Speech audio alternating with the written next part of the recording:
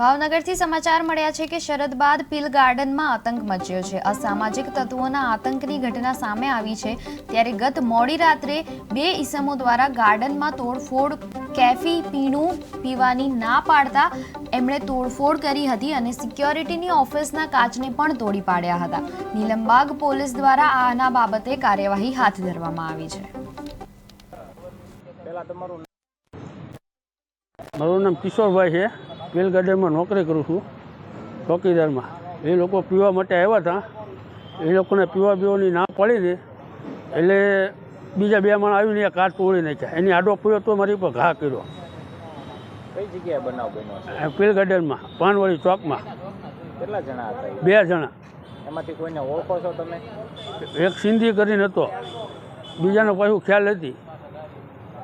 અત્યારે શું નુકસાન કરવામાં આવ્યું? અત્યારે એના ના આડો પડ્યો તો એ બીજા ઘા મારી દીધો, સિંધી કરીને છે એ શેનું નુકસાન કરવામાં આવ્યું? કાચને ફોડી નાખ્યો।